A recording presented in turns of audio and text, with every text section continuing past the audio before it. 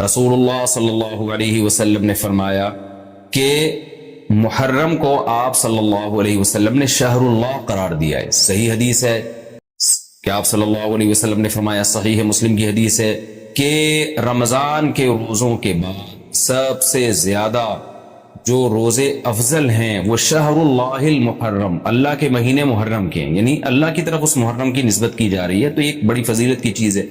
اور قرآن میں جن 4 مہینوں کو محترم قرار دیا ہے, عرب ان مہینوں میں جنگ و جدال کو حرام سمجھا کرتے تھے کہ یار یہ ناجائز ہے, اس میں جنگ نہیں کرنی چاہیے, ان مہینوں کا احترام لازم ہے.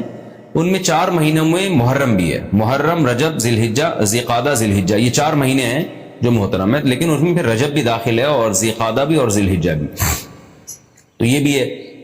اور 10 محرم کے روزے کی بڑی فضیلت ہے. آپ صلی اللہ علیہ وسلم نے فرمایا 1 سال کے گناہوں کی معافی کا ذریعہ بنتا ہے, لیکن آپ نے فرمایا کہ یہودیوں کی مشابہت نہ کرو, کیونکہ یہودی 1 روزہ رکھتے ہیں تو ہم 9, 10 یا 10, 11 2 روزے ملائیں گے. تو یہ محرم کی فضیلت ہے. اور یہ کیوں ہے اس کی ہمیں وجہ معلوم نہیں ہے. جیسے کسی نے ابھی بھائی نے سوال پوچھا نا کہ اس میں کوئی واقعات ہوئے تھے, تو پہلے میں بتا دوں 10 محرم میں جب نبی صلی اللہ علیہ وسلم نے محرم کے مہینے کی یہ فضیلت بیان کی تو اس کو کسی واقعے کی بیس پہ بیان نہیں کی ہے. اس بارے میں جتنے واقعات ہمارے پاس منقول ہیں کہ آدم علیہ السلام جنت سے زمین پہ آئے تھے, یا قیامت آئے گی اس دن, یا یہ کہ اور پتہ نہیں کیا کیا ابراہیم علیہ السلام کو آگ میں ڈالا گیا, یہ سب من گھڑت ہیں, اس کی کوئی حقیقت نہیں ہے, موضوع روایتیں. البتہ اس دن موسیٰ علیہ السلام اور بنی اسرائیل کو فرعون سے نجات ملی تھی, اس بارے میں روایت سندن بہتر ہے, یعنی اس کو مستند روایت کہا جا سکتا ہے. تو وہ یہ کہا جا سکتا ہے کہ 10 محرم کو موسیٰ علیہ السلام اور بنی اسرائیل کو اللہ نے فرعون سے نجات دی تھی, اسی بیس پہ یہودی روزہ رکھا کرتے تھے اس دن. تو یہ روایت کے علاوہ باقی جتنے بھی واقعات ہیں سب من گھڑت ہیں. باقی حضرت حسین رضی اللہ تعالی عنہ کو جو کربلا میں شہادت ملی ہے وہ تو 10 محرم, وہ تو فضیلت تو اسلام میں پہلے سے تھی, تو حضرت حسین رضی اللہ تعالیٰ عنہ کا واقعہ تو بعد میں ہوا ہے, تو اس سے حضرت حسین کی شہادت کو اور فضیلت مل گئی کہ آپ کو ایک مقدس دن میں اللہ تعالیٰ نے شہادت عطا فرمائی ہے. اسی میں ایک سوال ہے جی, محرم میں نکاح کرنا کیسا ہے؟ یہ سوال بھی ظہور احمد نے کشمیر سے پوچھا ہے. محرم میں نکاح کرنا بھی جائز ہے, بلکہ ہمارے مسلک کے مطابق باعث برکت ہے, کیونکہ محرم کو اللہ کے نبی نے محترم قرار دیا ہے, جو قابل احترام مہینہ ہے تو مقدس ہے. تو مقدس مہینے میں عبادت کا ثواب بھی زیادہ ہوتا ہے, اور نکاح بھی شریعت میں عبادت ہے. نکاح کیسے عبادت ہے؟ شریعت نے نکاح میں عبادت کا رنگ ڈال دیا ہے. دیکھیں آپ کہ نکاح ایک معاملہ ہے, لیکن اس سے پہلے خطبہ بھی ہوتا ہے. خطبہ جمعے کی نماز سے پہلے ہوتا ہے, خطبہ عید کی نماز سے پہلے ہوتا ہے, خطبہ استسقاء کی نماز سے پہلے ہوتا ہے, خطبہ حج میں ہوتا ہے. یہ ساری عبادتیں ہیں نا جس میں خطبہ ہے, لیکن اسلام نے کیا کہا؟ نکاح سے پہلے بھی خطبہ ہوگا. اس کا مطلب اسلام نکاح کو عبادت قرار دے رہا ہے, نکاح میں عبادت کا رنگ بھر رہا ہے. تو عبادتیں تو مقدس مہینے میں زیادہ ثواب ہوتا ہے ان میں. تبھی آپ دیکھیں نبی صلی اللہ علیہ وسلم نے فرمایا رمضان کے بعد سب سے زیادہ روزوں کا ثواب محرم میں ملتا ہے. کیوں؟ مقدس ہے نا, تو عبادت کا ثواب بڑھ گیا اس میں. تو اس حدیث سے صاف ہمیں پتہ چلتا ہے کہ اگر کوئی محرم میں اس نیت سے نکاح کرتا ہے کہ مقدس مہینہ ہے تو اس میں عبادت کا ثواب بڑھ جائے گا, اور اس میں انشاءاللہ اللہ سے امید کی جا سکتی ہے کہ خیر و برکت زیادہ ہوگی. اس کو منحوس سمجھنا جائز نہیں ہے. اگر آپ کہتے ہیں اس مہینے میں چونکہ حضرت حسین رضی اللہ تعالیٰ عنہ کی شہادت ہوئی ہے اس لیے منحوس ہے, تو یہ غلط ہے. ایک تو ہمارے نظر میں شہادت ایک بہت مقدس مقام ہے, اس کی وجہ سے کوئی مہینہ منحوس نہیں ہو سکتا. مقدس تو ہو سکتا ہے, منحوس نہیں ہو سکتا. دوسری بات یہ کہ 1 محرم سے لے کے 29 یا 30 ذی الحجہ تک اسلامی تاریخ میں کوئی ایسا دن نہیں ہے جس میں کسی مقدس شخصیت کی شہادت نہ ہوئی ہو یا کسی پہ ظلم نہ ہوا ہو. اگر آپ تاریخ کے اوراق اٹھا کے دیکھیں, ہر مہینے ہر تاریخ کو کوئی نہ کوئی اسلام میں اچھا واقعہ بھی ہوا ہے اور برا واقعہ بھی ہوا ہے. حضرت عثمان رضی اللہ تعالیٰ عنہ کی شہادت ہوئی باغیوں کے ہاتھوں, خود نبی صلی اللہ علیہ وسلم کی وفات ہوئی ربیع الاول میں, اور بھری ہوئی ہے نا اسلامی تاریخ. حضرت علی رضی اللہ تعالیٰ عنہ کی شہادت ہوئی. تو ان تمام شہادتوں کے آپ ایام نکالیں, ان کے مہینے نکالیں, کوئی مہینہ نہیں بچے گا. اس بیس پہ اگر آپ کہتے ہیں کہ اس مہینے میں نکاح پسندیدہ نہیں ہے, پھر تو پہلی تاریخ سے لے کے سال کی آخری تاریخ تک کوئی تاریخ بھی ایسی نہیں ہے کہ جس میں انسان نکاح نہ کرے. اس کا مطلب پھر آپ کنوارے چھڑے چھاٹی گھومتے رہیں, اور مسلمانوں کی پھر گروتھ ریشو تو میرا خیال ختم ہو جائے گا, مر جائیں, کہاں پیدا ہوں گے لوگ. اور اگر آپ کہتے ہیں کہ نہیں جی کسی شخصیت کے کسی دن میں انتقال کر جانے سے یا شہید ہو جانے سے یا اس پہ ظلم ہونے سے وہ دن منحوس نہیں بنتا تو پھر 10 محرم بھی منحوس نہیں ہے. 10 محرم میں بھی آپ نکاح کر سکتے ہیں اور محرم کے بقیہ تاریخوں میں بھی آپ نکاح کر سکتے ہیں. اور روایات میں ہمیں ملتا ہے کہ بعض بڑے بڑے حضرات تھے جن کے محرم کے مہینے میں نکاح ہوئے. میں اس بحث میں نہیں جاؤں گا, پھر اس میں تاریخی روایات ہیں, کوئی کہتا ہے فلاں تاریخ تھی, کوئی کہتا ہے, پھر لوگ اس پہ ایک غیر ضروری بحث میں چلے جاتے ہیں. لیکن ہمیں ایسے واقعات ملتے ہیں. تو اس لیے اس بارے میں, اور پھر شریعت میں جلد نکاح کی ترغیب ہے. نکاح کو ڈیلے کرنا یہ شریعت میں پسندیدہ کام نہیں ہے. اس بیس پہ تو ڈیلے کیا جا سکتا ہے نکاح کہ آپ کو رشتہ سمجھ میں نہیں آ رہا, مشورے کر رہے ہیں, لیکن جب ایک دفعہ رشتہ سمجھ میں آ جائے تو اسلام کا حکم یہ ہے کہ اس میں جلدی کی جائے. صحیح ہے, بخاری کی مشہور حدیث ہے, نبی صلی اللہ علیہ وسلم کی خدمت میں خاتون آئی, عرض کیا کہ یا رسول اللہ میں آپ سے نکاح کرنا چاہتی ہوں. آپ نے چہرہ مبارک کو جھکا لیا, آپ کا ارادہ نہیں تھا. ایک اور صحابی کھڑے ہوئے, عرض کیا یا رسول اللہ آپ میرا ان سے نکاح کر دیں. اسی محفل میں نبی نے ان صحابیہ کا ان صحابی سے نکاح کرا دیا. تو آپ نے تو یہ نہیں پوچھا کہ یہ محرم کا مہینہ چل رہا ہے یا سفر کا مہینہ چل رہا ہے یا ربیع الاول کا مہینہ چل رہا ہے. ڈیلے نہیں کیا اس کو, اس لیے کہ خود آپ کی تعلیمات یہ ہے کہ نکاح میں جلدی کی جائے. تو اگر آپ کو محرم میں رشتہ ملتا ہے, آپ ربیع الاول تک ڈیلے کرتے ہیں محرم کی وجہ سے یا سفر تک ڈیلے کرتے ہیں, تو یہ ڈیلے کرنا خود قرآن و سنت کے خلاف ہے. جس چیز میں تعجیل مقصود ہے, جس چیز کو شریعت نے جلدی کا حکم دیا. عبداللہ بن مسعود رضی اللہ تعالیٰ عنہ فرماتے تھے, مصنف ابن ابی شیبہ کی روایت ہے کہ مجھے پتا چل جائے نا کہ میری زندگی میں صرف ایک رات باقی ہے, اگلے دن میں نے مر جانا ہے, اور میرے نکاح میں کوئی عورت نہ ہو, میں وہ رات بھی نکاح کے بغیر نہیں گزاروں گا, میں بیوی کے بغیر نہیں گزاروں گا, اس خوف سے کہ مجھے کہیں فتنہ نہ ہو جائے. صحابہ کرام جو تقوی کے اعلیٰ معیار پر تھے اور جن سے گناہ کا اندیشہ بہت کم تھا اور کہیں معاشرے میں بے حیائی پھیلی ہوئی نہیں تھی, وہ تو ان کا تو یہ کانسیپٹ تھا کہ بھئی ہم بیوی کے بغیر ایک دن نہیں گزاریں گے, کہیں ایسا نہ ہو کہ برائی میں پڑ جائیں. اور آج چاروں طرف بےہودگی پھیل رہی ہے, چاروں طرف بے شرمی, بے حیائی, انٹرنیٹ پر بےہودہ چیزیں, آپ یوٹیوب میں ویڈیو میں جائیں فوش چیزیں آ رہی ہیں, ہر چیز آپ کی شہوت کو برانگیختہ کرنے والی ہے. اور اس میں آپ یہ کہیں کہ ایک رشتہ طے بھی ہو چکا ہے, آپ صرف اس بیس پر آپ اس کو ڈیلے کر رہے ہیں, ایک مہینہ 2 مہینہ, وہ لوگ سفر میں بھی نہیں کر رہے ہوتے, اور اس بیس پہ آپ ڈیلے کر رہے ہیں. اس میں خطرہ ہوتا ہے کہ مرد کسی گناہ میں نہ پڑ جائے, عورت کسی گناہ میں نہ پڑ جائے, تو شریعت اس کی آپ کو اجازت نہیں دیتی ہے. اور پھر اس میں یہ بھی ہوتا ہے کہ اگر آپ ڈیلے کرتے ہیں تو منگنیاں توڑنے کا شیطان کو موقع بہت ملتا ہے. میرے سامنے ایسے درجنوں واقعات ہیں, رشتہ طے ہوا لیکن جی چونکہ محرم ہے یا سفر آ رہا ہے تو ہم ربیع الاول میں کریں گے, یا منگنی کو کسی بھی وجہ سے ڈیلے کر دیا. تو جب منگنی ڈیلے ہوتی ہے, یعنی نکاح ڈیلے ہوتا ہے, منگنی ہو گئی, نکاح کو ڈیلے کر رہے ہیں آپ, اس میں شیطان پھر دونوں کو لڑواتا ہے. منگنیاں ٹوٹتی ہیں, اکثر نفرتیں پھیلتی ہیں, غلط فہمیاں, بدگمانیاں شیطان کو پھیلانے کا موقع ملتا ہے. اس لیے شریعت میں تو منگنی کا لفظ ہی نہیں ہے, شریعت میں ہے خطبہ. خطبہ کا مطلب نکاح کا پیغام بھیجا, ان کو جب سمجھ میں آ گیا تو فوراً نکاح کر دیا. بیچ کا کوئی راستہ نہیں اللہ نے رکھا. تو چاہے وہ محرم ہو, چاہے وہ سفر ہو, چاہے وہ ربیع الاول ہو, چاہے وہ ربیع الثانی ہو. ہاں کوئی اس وجہ سے ڈیلے کر رہا ہے نکاح, کوئی واقعی شرعی عذر ہے اس کو, وہ بہت سارے مسائل ہیں, لیکن محرم کا ہونا بہرحال کوئی شرعی عذر نہیں ہے. تو اس لیے ہم اس میں نکاح کو جائز سمجھتے ہیں, باعث برکت سمجھتے ہیں. پھر میں بار بار بتا رہا ہوں کہ جو وہ شیعہ حضرات جو کر رہے ہیں ان کو کرنے دیں, میں آپ کو آپ کے مسلک کی بات بتا رہا ہوں. ہم جو قرآن و سنت کو اور اصحاب رسول کو فالو کرتے ہیں اور اہل بیت کو بھی مانتے ہیں, ہم ان کی بات کر رہے ہیں. وہ بھی دعویٰ کرتے ہیں کہ ہم مانتے ہیں, تو ان کو ان کے دعوے پہ رہنے دیں. ہم تو وہی بات کریں گے جو ہمیں صحیح لگے گی. اچھا بھائی, یہ بھی ایک سوال پوچھا ہے جی, 10 محرم کو کون کون سے نبی کو نجات ملی؟ یہ بھی سوال میں نے دہرایا تھا, ام محمد نے پوچھا ہے. تو دیکھیں اس بارے میں صرف ایک واقعہ مستند ہے, حضرت موسیٰ علیہ السلام کو فرعون سے نجات ملی. اس کے علاوہ 10 محرم کی طرف جتنے قصے منقول ہیں, ابراہیم علیہ السلام کو آگ میں ڈالا گیا, پھر آدم علیہ السلام دنیا میں آئے, یا اس دن قیامت آئے گی, یہ سب من گھڑت ہے, ان کی کوئی حیثیت نہیں ہے, ان کو نہیں بیان کرنا چاہیے. یہ بھی سوال ہو گیا قیامت کیا محرم میں آئے گی؟ ایسا نہیں ہے, ہمیں نہیں پتا محرم میں آئے گی یا سفر میں آئے گی.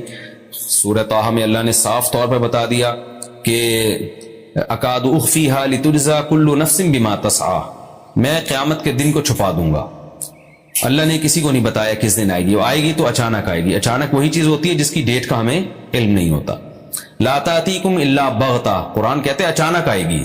تو اچانک کا مطلب اس کی ڈیٹ اللہ نے, اس کا سال, اس کا مہینہ اللہ نے ہمیں نہیں بتایا, تبھی تو اچانک آئے گی وہ. اچھا بھائی، عاشورہ کے روزے کی فضیلت جموں کشمیر سے پوچھا محمد اقبال نے، وہ میں نے آپ کے سامنے بیان کر دی۔ نبی صلی اللہ علیہ وسلم نے فرمایا 1 سال کے گناہوں کا کفارہ ہے۔ اچھا یہ بھی اسی میں پوچھتے ہیں لوگ کہ 2 دن کے روزے ضروری ہیں یا 1 دن کا بھی روزہ رکھ سکتے ہیں؟ تو بعض علماء کی رائے یہ کہ اس زمانے میں 1 روزہ بھی جائز ہے، کیونکہ نبی صلی اللہ علیہ وسلم نے یہودیوں کی مشابہت کی وجہ سے حکم دیا تھا کہ 2 ملاؤ۔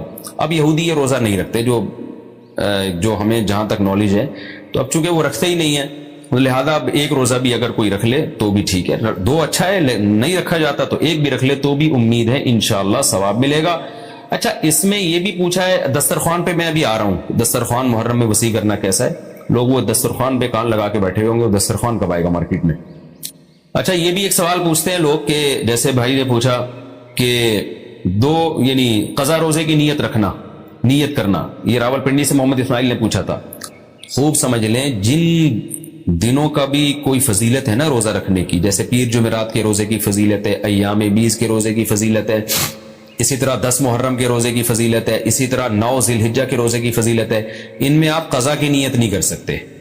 اگر قضا روزے کی نیت کی تو قضا روزے کا ثواب ملے گا، اس دن کے ثواب سے آپ محروم ہو جائیں گے۔ خوب سمجھ لیں، شوال کے 6 روزوں میں بھی ایسا ہی ہے۔ خواتین کیا کرتی ہیں، مینسز کی وجہ سے جو رمضان کے روزے چھوٹ گئے، انہوں نے کہا چلو شوال کے 6 روزے کی نیت بھی کر لو اور رمضان کے قضا روزے کی نیت بھی کر لو، تو گریوی میں دونوں کام ہو جائیں گے۔ تو ایسا نہیں ہے، ایک ہی ہوگا، یا تو قضا رکھیں یا نفل۔ اگر قضا روزے رکھے تو پھر وہ نفل کا ثواب نہیں ملے گا، نفل رکھے تو قضا کا ثواب نہیں ملے گا۔ ان روزوں میں تداخل نہیں ہوتا، نفل اور قضا روزے جمع نہیں ہو سکتے، تو اس لیے عاشورہ کے دن عاشورہ کی نیت ہی کریں، قضا پھر پہلے یا بعد میں رکھ لیں۔ اچھا جی، اب میں آتا ہوں جی محرم میں دسترخوان وسیع کرنا کیسا ہے؟ اس بارے میں ایک روایت ہے کہ عاشورہ کے دن جو اپنے اہل و عیال پر دسترخوان وسیع کرے گا، ان کو کھلائے گا، تو اللہ اس کے رزق میں برکت دیں گے۔ یہ روایت سند کے لحاظ سے کمزور ہے۔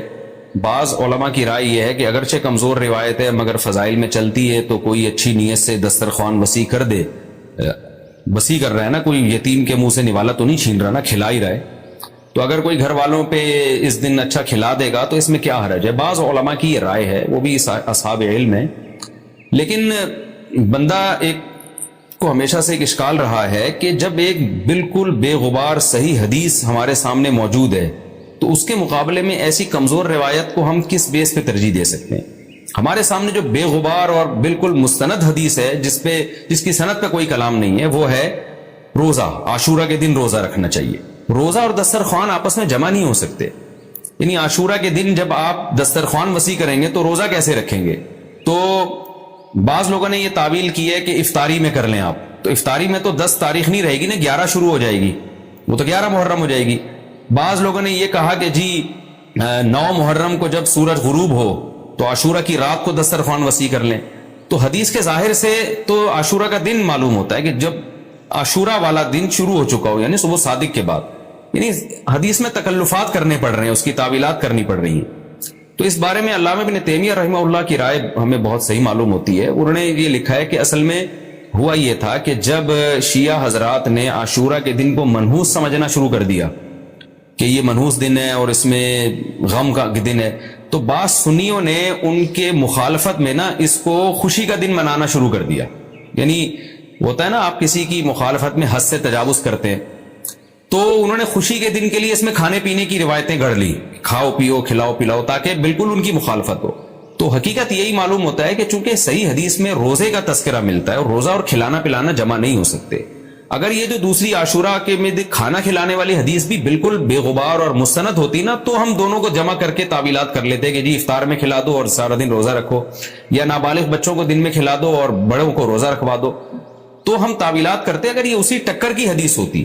لیکن یہ کمزور حدیث ہے، تو اس کو اتنی صحیح مستند روایت کے مقابلے میں ہم کیسے لا سکتے ہیں؟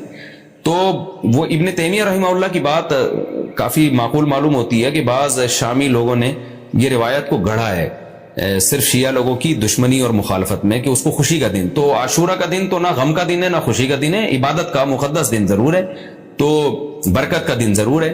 تو اس لیے اس میں صحیح بات یہی معلوم ہوتی ہے کہ یہ کھلانا پلانا والا جو روایت ہے یہ ہمیں صحیح معلوم نہیں ہوتی۔ روزہ رکھیں، اور افطاری میں تو ویسے ہی دسترخوان وسیع کرنا چاہیے، افطاری میں سموسے پکوڑے جلیبیاں بچوں کو کھلائیں تاکہ ان کو روزہ رکھنے کی اور زیادہ حوصلہ افزائی ہو۔ تو اس لیے ہماری رائے اس میں یہی ہے کہ عاشورہ کے دن بس روزہ ہی کی فضیلت ہے، دسترخوان والی بات ہمیں ٹھیک معلوم نہیں ہوتی، کیونکہ اس کے مقابلے میں جو ہے نا دسترخوان والی حدیث کے مقابلے میں زیادہ صحیح حدیث ہے جو روزہ تو کھانا پینے سے اجتناب کا نام ہے، اور افطاری میں تو ویسے ہی آدمی کھا لیتا ہے، وہ اس کے لیے پھر ضرورت نہیں ہے الگ سے ہمیں کسی روایت کی۔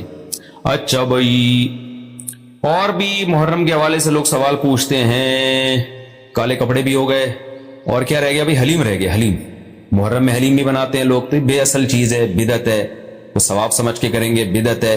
بعض لوگ کہتے ہیں ہم ثواب سمجھ کے نہیں کر رہے، ویسے ہی سب بنا رہے ہیں تو ہم بھی بنا رہے ہیں، تو بدعت کی تائید تو ہو رہی ہے نا۔ پورا سال پڑا ہے حلیم کھانے کے لیے، آپ کو کیا مصیبت ہے کہ آپ محرم ہی میں دیگ پکائیں؟ پورے سال کیوں نہیں پکا رہے تھے آپ؟ تو جب ایک رسم معاشرے میں غلط رسم پھیل جاتی ہے تو اس کا بائیکاٹ کرنا چاہیے، تو آپ نہ بنائیں، کسی اور مہینے میں بنا لیں آپ۔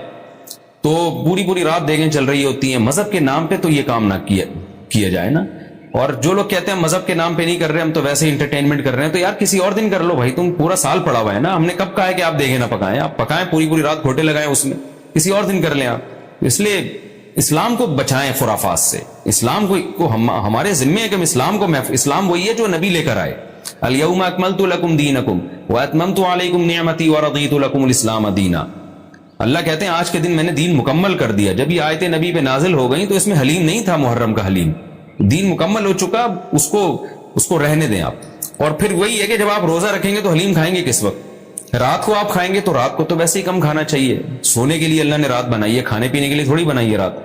دن میں آپ نے روزہ رکھنا ہے، تو یہ روزے سے بھی میچ نہیں کر رہا یہ جو حلیم ہے نا، اس لیے اس سے اجتناب کریں، ایوائڈ کریں۔ جو گلی کے لوڑے لپاڑے بنا رہے ہوتے ہیں ان کو محبت سے سمجھا دیں، یار اگلے دن بنا لو، باز آ جائے ٹھیک ہے، نہیں تو پھر نکل لیں آپ پتلی گلی سے، الجھے نہیں لوگوں سے۔ تو یہ محرم کے حوالے سے کچھ باتیں تھی بھائی۔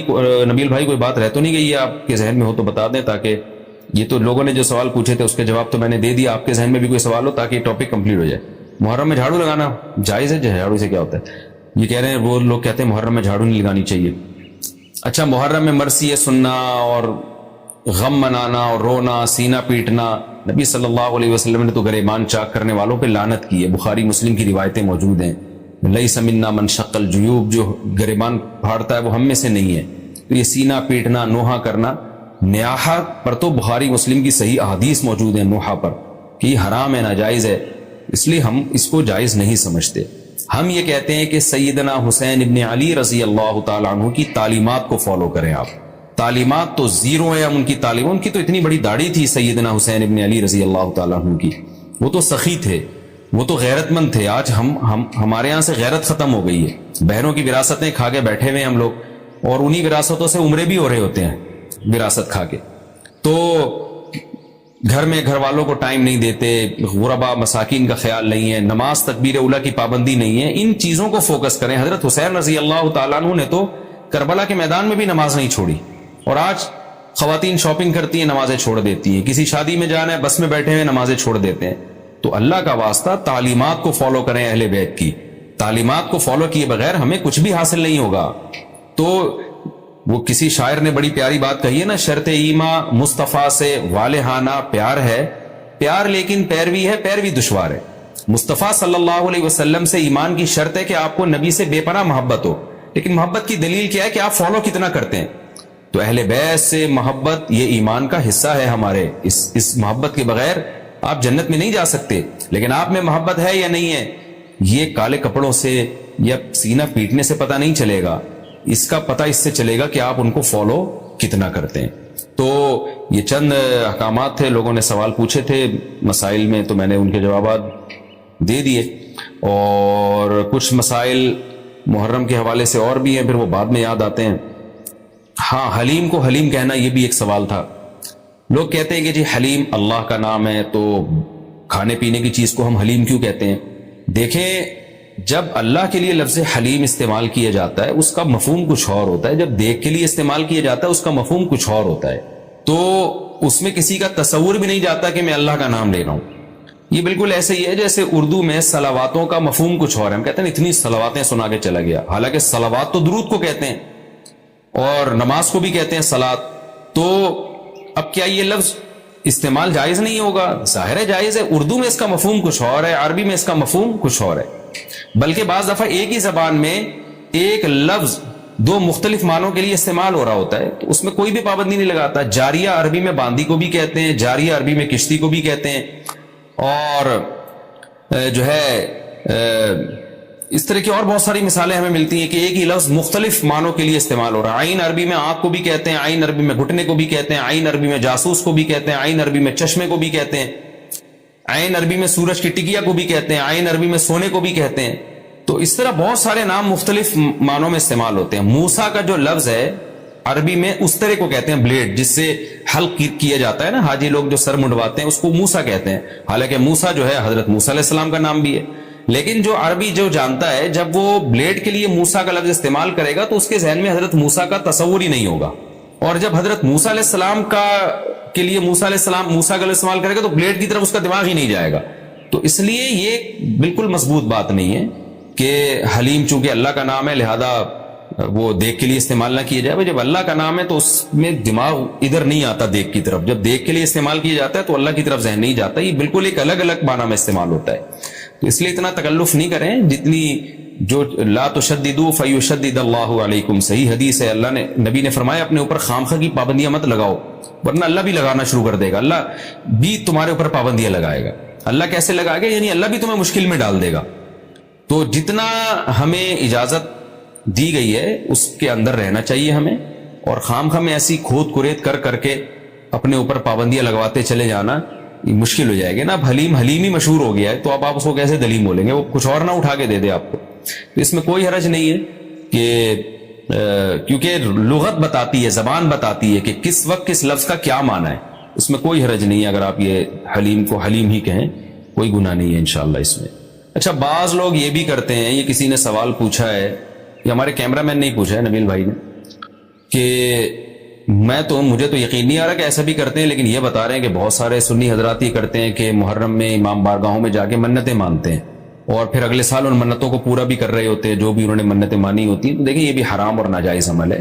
منت کے لیے کوئی دن مہینہ متعین نہیں ہے, جب چاہیں جہاں چاہیں منت مان سکتے ہیں. اور منت کی حقیقت کیا ہے کہ اس کی ورڈنگ کیا ہے, اس کے لیے کسی جگہ نہیں جانا جائز ہے, بلکہ اس کی یہ کہ جہاں بھی آپ ہیں آپ یہ الفاظ کہہ سکتے ہیں کہ اے اللہ اگر میرا یہ فلاں کام ہو گیا تو میں اتنے پیسے صدقہ کروں گا, اے اللہ اگر میرا یہ فلاں کام ہو گیا تو میں اتنے روزے رکھوں گا, اے اللہ اگر میرا مریض ٹھیک ہو گیا یا میری بیماری ٹھیک ہو گئی تو میں اتنی رکعت نماز پڑھوں گا.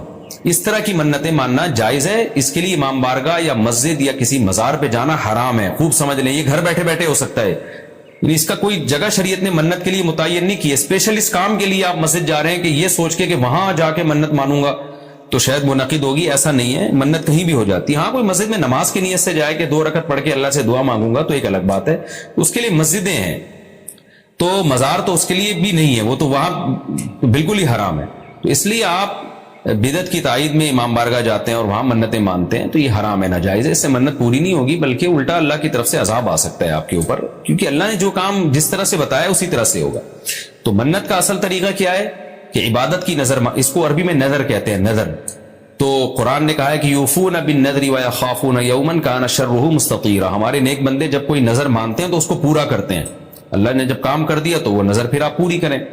تو اس کا طریقہ کیا ہے کہ آپ گھر میں بیٹھے جہاں بھی ہیں آپ زبان سے الفاظ دہرا دیں کہ اے اللہ اگر میرے مریض کو شفا مل گئی یا میں ٹھیک ہو گیا یا میں امتحان میں پاس ہو گیا تو میں اتنے پیسے صدقہ کروں گا یا کروں گی, یا اتنی رکعت نماز پڑھوں گا یا پڑھوں گی, یا اتنے روزے رکھوں گا یا رکھوں گی. اس طرح کی عبادت کی نظر ہوتی ہے, اس کے علاوہ نہیں ہوتی.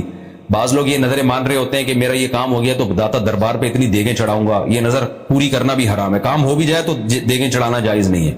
بعض لوگ یہ کہہ رہے ہوتے ہیں کہ یہ کام ہو گیا تو امام حسین کے نام کی یا غوث اعظم کی نام کی اتنی دیگیں نکالوں گا. یہ سب غلط چیزیں. صدقے کی نظر ہوتی ہے اللہ تیرے نام پہ میں اتنے غریبوں کو کھانا کھلاؤں گا. یہ نظریں ہوتی ہیں صدقے کی, جو اللہ کے لیے ہوتا ہے صدقہ.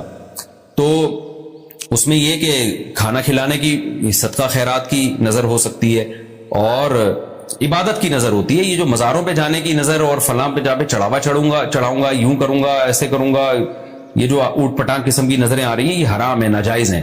اس کی کوئی حیثیت نہیں ہے شریعت میں. ان کو پورا کرنا بھی واجب, نہ صرف یہ کہ واجب نہیں ہے بلکہ جائز ہی نہیں ہے. تو گھر بیٹھے بیٹھے جب چاہیں آپ نظر مان سکتے ہیں. زبان سے کہیں گے تو نظر ہوگی, دل میں نہیں ہوتی. لیکن شریعت نے منت ماننے کو بہرحال پسند نہیں کیا ہے. نبی صلی اللہ علیہ وسلم نے فرمایا کہ جو نظر مانتا ہے نا وہ تقدیر کو تو نہیں ٹال سکتا, اللہ اس کے ذریعے کنجوس سے پیسہ نکلوا دیتے ہیں. یعنی تقدیر میں بیماری ٹھیک ہونا ہوگی تو ہو جائے گی, کامیابی ہوگی تو ہوگی, وہ تو, لیکن کیا ہوتا ہے کہ بندہ ٹھیک ہو جاتا ہے اور جو آدمی کبھی صدقہ نہیں کرتا اس بہانے اس کی جیب سے, کنجوس کی جیب سے پیسے نکل جاتے ہیں. ویسے تو دے نہیں رہا تھا صدقہ, تو اللہ نے بیماری میں ڈال دیا, چل اب منت مان تاکہ میں بیماری ٹھیک کروں اور تو اب پیسے نکال یہاں سے. تو کنجوسوں کے ذریعے, کنجوسوں کا پیسہ نکلوانے کے لیے یہ کام ہوتا ہے, بے نمازیوں کو نماز پڑھوانے کے لیے, جو روزہ نہیں رکھتے ان کو روزہ رکھوانے کے لیے. تو اس حدیث سے پتہ چلتا ہے کہ منت اور نظر کو جائز ہے لیکن پسند نہیں کیا گیا.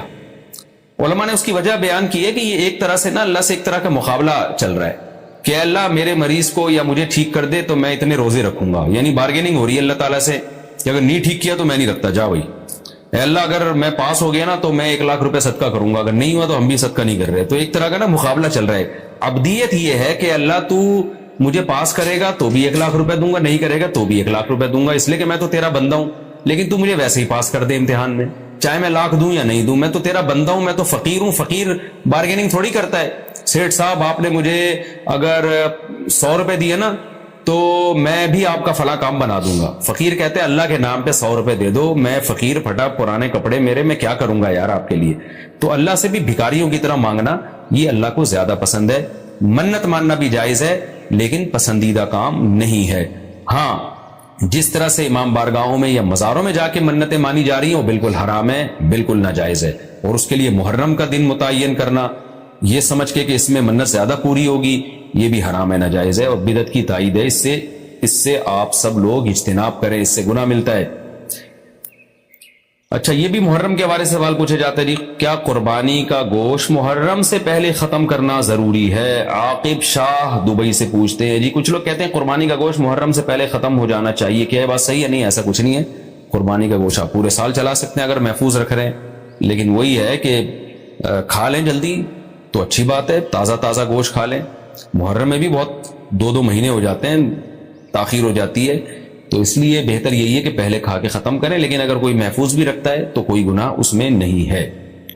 اچھا, ایک اور سوال سبیلوں کے حوالے سے پوچھا جاتا ہے کہ محرم میں سبیلیں لگانا, ان سبیلوں سے پانی پینا. تو دیکھیں وہ بھی شیعہ حضرات کا مسلک ہے, ان کا کانسیپٹ ہے کہ وہ حضرت حسین کے نام کی سبیلیں لگاتے ہیں. میں بار بار کہہ رہا ہوں کسی کو چھیڑے نہیں, اپنا مسلک چھوڑے نہیں, دوسرے کو چھیڑے نہیں. یہ میں اہل سنت والجماعت کے لیے مسائل ریکارڈ کروا رہا ہوں کہ ہمارے لیے کسی بھی چیز کے جائز اور ثواب ہونے کے لیے دلیل کی ضرورت ہے. دلیل قرآن و سنت ہے, صحابہ ہیں. تو ہمیں نہ اہل بیت سے اس کا کوئی ثبوت ملتا ہے, نہ صحابہ سے, نہ قرآن و سنت سے کہ محرم میں صحابہ نے سبیلیں لگائیں. حضرت حسین رضی اللہ تعالیٰ عنہ کی شہادت کے بعد اہل بیت میں سے کسی نے سبیلیں لگائی ہوں یا انہوں نے سبیلیں لگانے کا حکم دیا ہو, کہیں بھی نہیں ملتا. یہ عمل بھی بدعت ہے, ناجائز ہے, اس سے اجتناب کریں. اور ایک عجیب بات ہے, کبھی آپ اس کو غم کا مہینہ کہتے ہیں اور کالے کپڑے پہنتے ہیں اور سبیلیں لگا کے لوگوں کو شربت پلا رہے ہیں, تو یہ تو خوشی کے موقع پہ ہوتا ہے نا, خوشی کے موقع پہ کھلایا پلایا جاتا ہے. تو یہ ایک کنفیوژن ہے کہ یہ خوشی منا رہے ہیں کہ غم منا رہے ہیں. تو کھلانا پلانا خوشیوں کے موقع پہ ہوتا ہے, تو اس لیے آپ ان چیزوں سے اجتناب کر رہے ہیں. نہ سبیل لگائیں, نہ اس پہ کھڑے ہو کر پانی پیئیں. جو لگا کے بیٹھا ہے اس کو چھیڑے نہیں, آپ تنگ نہ کریں, وہ اس کا مسئلہ ہے, اس کو چھوڑ دیں. دنیا میں بہت سارے فرقے ہیں, کس کس کو آپ قابو میں کریں گے؟ ملک میں انارکی پھیلتی ہے, ملک میں فسادات ہوتے ہیں. کسی سے نفرت کرنے کی ضرورت نہیں ہے, کسی کو ٹاؤنٹنگ کرنے کی ضرورت نہیں ہے, طنز تانے کی ضرورت نہیں ہے. جو لگا کے بیٹھا ہوا ہے لگائے, جو پی رہا ہے اس کو پینے دیں, چھیڑے نہیں. لیکن میں آپ کے لیے یہ کہہ رہا ہوں جو اس وقت میرا پروگرام سن رہے ہیں, اگر آپ قرآن و سنت ہی کو فالو کرتے ہیں, آپ اہل سنت والجماعت میں ہیں, یا تو میں بار بار کہتا ہوں پورے شیعہ ہو جائے نا. پھر آپ ڈبل مسلکوں پہ چلنا تو یہ دنیا میں کسی کا بھی اصول نہیں ہے کہ آدھا ادھر آدھا ادھر, وہ تو کہیں کا بھی نہیں ہوتا. یا تو پورے ادھر ہو جائیں یا پھر پورے اہل سنت والجماعت بن جائیں. تو اہل سنت والجماعت کے ہاں یہ سبیلیں لگانا یہ جائز کام نہیں ہے, کیونکہ قرآن و سنت سے اس کا ثبوت نہیں ہے. لوگ کہتے ہیں کہ آدمی کسی کو شربت پلا رہا ہے, پانی پلا رہا ہے, تو پانی پلانا تو بڑا اچھا کام ہے. پانی پلانا اچھا کام ہے, پورے سال کسی دن کو خاص کر لینا یہ اچھا کام نہیں ہے. تو اس سے بدعت کی تائید ہوتی ہے. تو اگر کوئی پیاسا آپ کو نظر آتا ہے تو محرم میں ہو تو محرم میں بھی پلائیں, سفر میں ہو تو سفر میں بھی پلائیں. لیکن کوئی پیاسا نہیں ہے تو جیسے آپ پورے سال سبیلیں نہیں لگاتے تو محرم میں بھی نہ لگائیں آپ, کیونکہ اگر آپ پورے سال نہیں لگاتے محرم میں لگا رہے ہیں تو یہ اس کی علامت ہے. آپ اس مہینے کو سبیل کے حوالے سے خاص ویلیو دے رہے ہیں، تو اس ویلیو کی آپ کے پاس قرآن و سنت سے دلیل ہونی چاہیے. دلیل نہیں ہے تو ہمارے پاس دلیل ہے. نبی صلی اللہ علیہ وسلم نے فرمایا من احدث فی امرنا ھذا ما لیس منہ فہو رد وفی روایت فہو مردود. جو ہمارے دین میں کوئی بھی نئی چیز لے کر آئے گا، نبی نے فرمایا وہ مردود ہے، ہم نہیں اس کو ایکسیپٹ کریں گے. تو اس لیے بھائی ہم تو اس حدیث کو فالو کرتے ہیں. تو کائنڈلی آپ حضرات سے گزارش ہے، ہاں کوئی پورے سال سبیل لگا کے بیٹھا ہو تو وہ محرم میں بھی لگا لے. کیوں؟ وہ اس لیے کہ وہ محرم کو الگ سے فضیلت نہیں دے رہا سبیل کے حوالے سے، بلکہ وہ کہہ رہے بھائی میں تو پورے سال لوگوں کو پانی پلاتا ہوں تو محرم میں بھی پلا رہا ہوں، میں تو پورے سال شربت پلاتا ہوں تو محرم میں بھی پلا رہا ہوں. لیکن ایک آدمی سال کے 11 مہینے نہیں پلاتا، صرف محرم میں سبیل لگا کے بیٹھا ہے، اس کا مطلب وہ اس مہینے کو سبیل کے حوالے سے زیادہ ویلیو دے رہا ہے. اس ویلیو کے لیے میں نے کہا دلیل چاہیے. دلیل آپ کے پاس اگر نہیں ہے تو پھر وہ حدیث ہے جو ہمارے دین میں نئی چیز ایجاد کرے گا تو وہ چیز مردود ہے. اس لیے اس عمل سے بھی اجتناب کریں. دیکھیں جنت میں جانے کے لیے ہمیں وہ کام کرنے پڑیں گے جو اللہ رسول نے بتائے ہیں، اور اس میں اپنی طرف سے ایڈیشن کرنا یہ ناجائز ہے. اس عمل کو شریعت میں بدعت سیئہ کہا جاتا ہے. اللہ تعالی ہماری حفاظت کرے.